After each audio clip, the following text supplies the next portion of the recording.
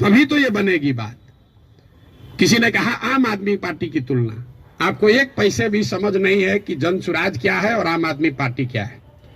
आम आदमी पार्टी आंदोलन से निकली हुई एक पॉलिटिकल व्यवस्था है और जन सुराज में प्रशांत किशोर का, जन सुराज का आंदोलनों में कोई यकीन नहीं है। हम रोज ये बात कम से कम 100 दफे कह चुके हैं।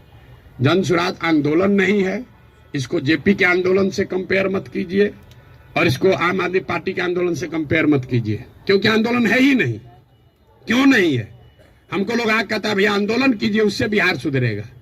मेरा आंदोलनों में कोई यकीन नहीं है, क्योंकि मानव सभ्यता का इतिहास आपको बताता है, पूरे दुनिया का, बिहार का, भारत का नहीं, पूरे दुनिया का मानव सभ्यता का इतिहास ये आपको बताएगा कि आज तक किसी भी आंदोलन से, फ्रांस की क्रांति को अगर आप अपवाद के तौर पर हटा दीजिए तो किसी भी रेवोल्यूशन से, आंदोलन से कभी समाज का भला नहीं हुआ है। आंदोलन और रेवोल्यूशन जो है वो किसी को सत्ता से हटा सकता है। वो तेज हथियार है जिससे आप बड़े से बड़े वृक्ष को काट सकते हैं, उससे आप नए समाज का निर्माण नहीं कर सकते। भाई साहब खड़ा होकर जेपी का आंदोलन का एक उदाहरण दे रहे थे। मेरे भाई, जेपी का आंदोलन कहां कहा गया है? आप तो जेपी के आंदोलन में शायद जुड़े हुए हैं, आपने दावा किया। जेपी के आंदोलन में कहां कहा गया है कि बिहार को सुधारा जाएगा? जेपी के आंदोलन का नारा था संपूर्ण क्रांति, इंदिरा गांधी को हटाओ। तो उस आंदोलन की, क्रांति की इतनी ताकत थी, इंदिरा गांधी को हटा दिए।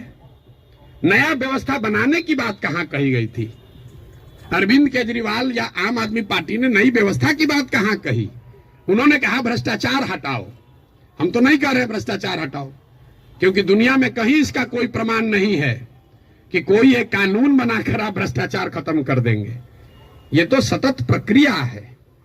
जिन देशों ने भ्रष्टाचार पर अंकुश लगाया है, दुनिया में सबसे ईमानदार देश कौन है? जो स्कैंडिनेवियन कंट्रीज हैं, फिनलैंड, स्वीडन, नॉर्वे, डेनमार्क, वहां जाइएगा, वहां करप्शन मिनिमम है। आप जाकर उसका अध्ययन कीजिए कि वहां कैसे करप्शन कम हुआ।